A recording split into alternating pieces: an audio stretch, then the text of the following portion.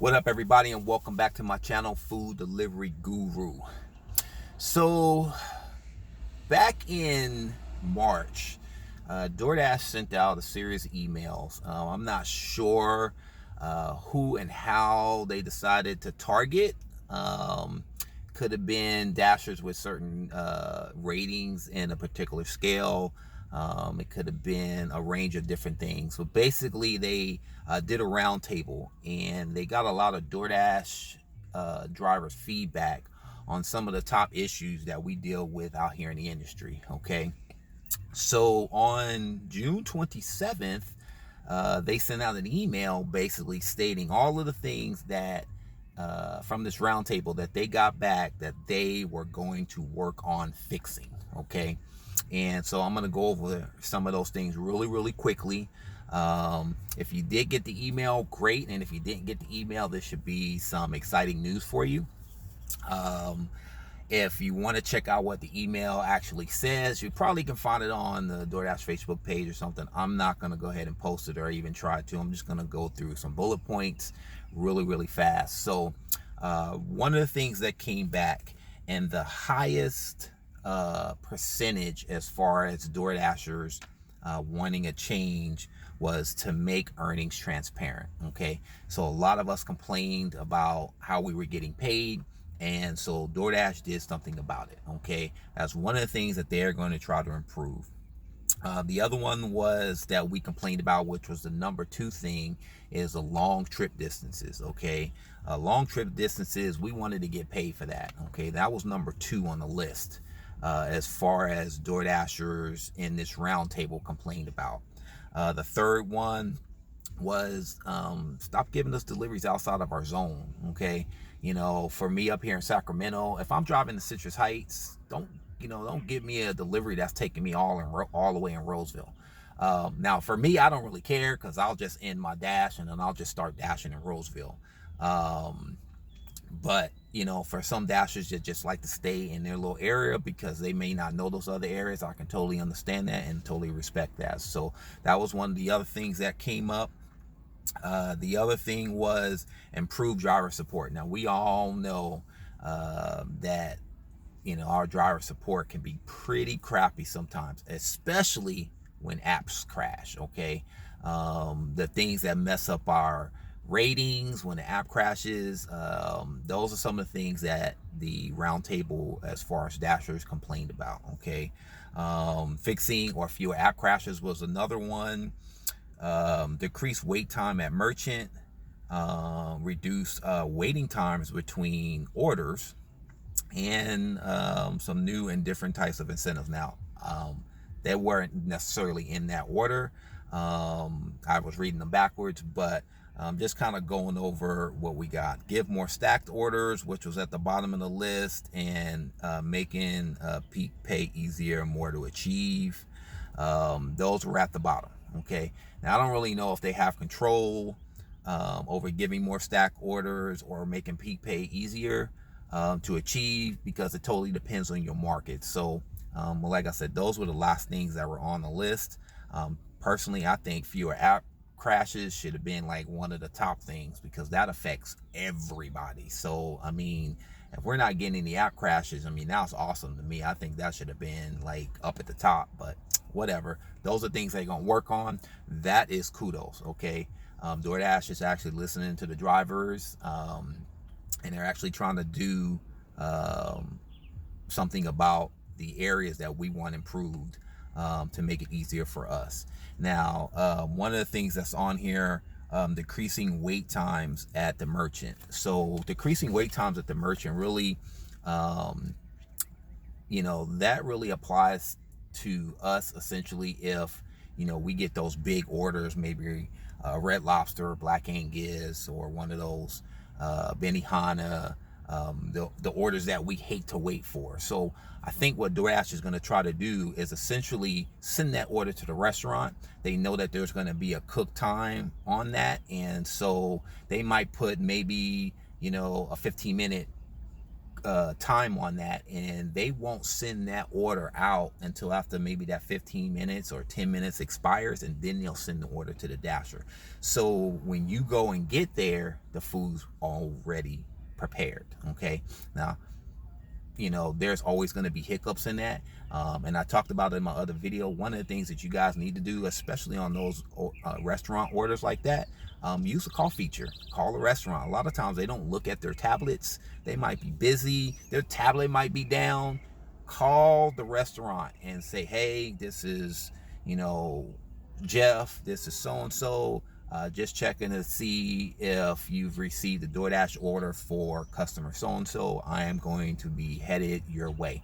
That helps out. I mean, if you guys are not doing that out there, shame on you if you have to get to the restaurant and they haven't looked at their tablet, or they didn't know they had to order, or they didn't put the order in, because then that's just going to be on you, because you can't really rely. You got to really be proactive, especially on those types of restaurant type orders. You got to really, really be proactive. So last but not least, in that same email, there was a lot of things where people will say DoorDash offers insurance, if you get into an accident, this or that, and it was really up in the air whether they did or didn't.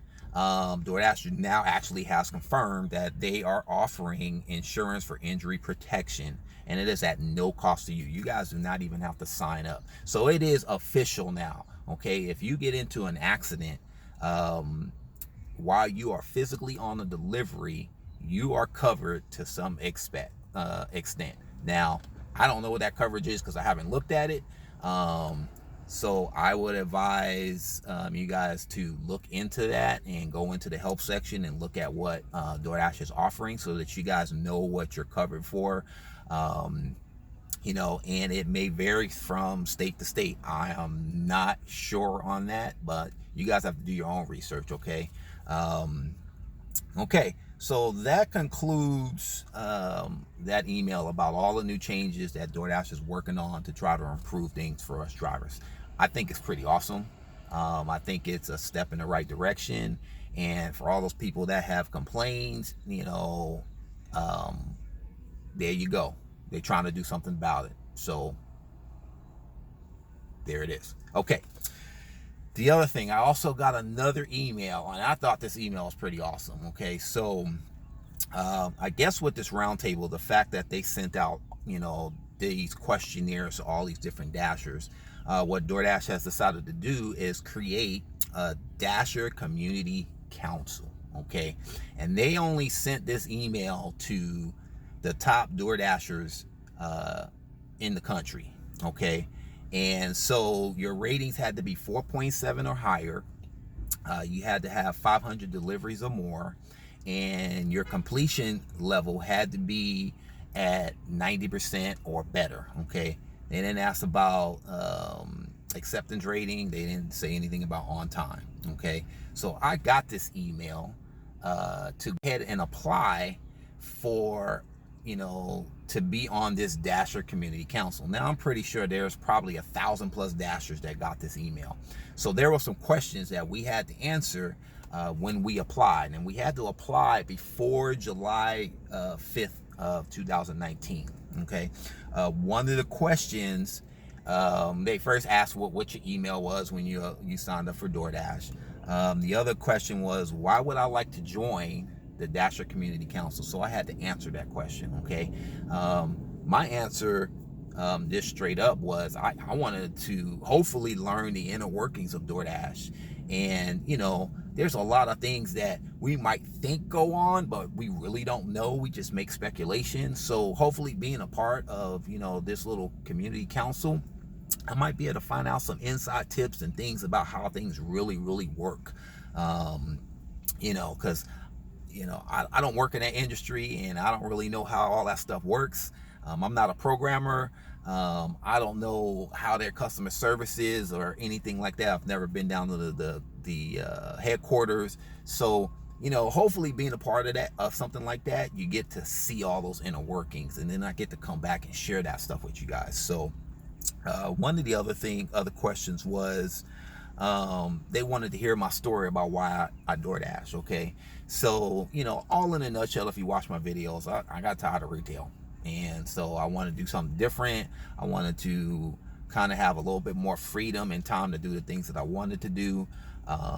Has that worked out yet? Not really, but you know what? I'm having some fun. Hey, it is what it is. Okay. The other question was, how do I connect with the community? Well, duh, I got a YouTube channel. So, yeah, I put down what my YouTube channel is. And just for my subscribers or anyone that's seen my videos, I did delete one video just because I filled it out. And it wasn't a negative video, but it was the video that I talked about DoorDash kind of taking our tips. So I deleted it because I don't want them seeing that. So don't say nothing. Anyway, like I said, the whole goal is for me to try to get accepted. They actually, if you do get accepted, you actually get to go down to San Francisco and they will pay for it. Whether you have to fly, they'll pay for your food, your hotel. I've said, shoot, man, I'm all on it. Okay. Food delivery guru, sign me up. And then the last question was suggestions for a stronger DoorDash community. Okay.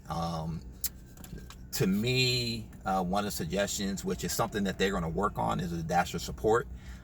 To me, if you don't have a good support system, that's where you fail.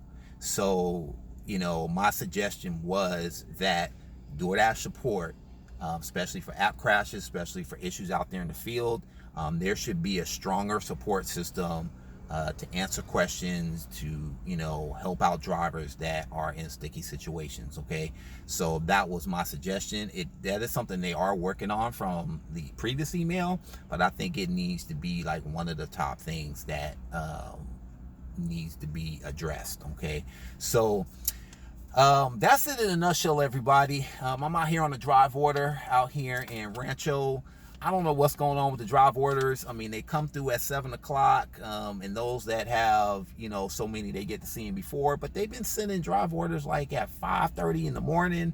So I got my alarm set for all these different times, and my alarm did go off at 5:30 this morning, and like at 5:35, bam, here comes a drive order. And I took it. It's where I'm at right now. I'm at the Habit Burger. So I'm going to get my little $24.31, and I'm going to keep it rolling. Okay, so anyway, you guys, hope you enjoyed this video.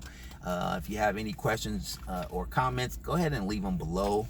I'm going to go ahead and give a shout out to the driver delivery guy pit stop, or the delivery driver pit stop guy, something like that. I'm going to put a link down below if you guys are not subscribed to him. He also did a pretty detailed video about the email, and he did some screenshots and showed some different things that I'm just not going to do, because you guys see how I do my videos in the car or I'm sitting on the couch. So anyway, hope you guys enjoyed this video. If you liked it, give me a thumbs up. If not, it's neither here nor there to me. So you guys drive safe out there, and happy dashing.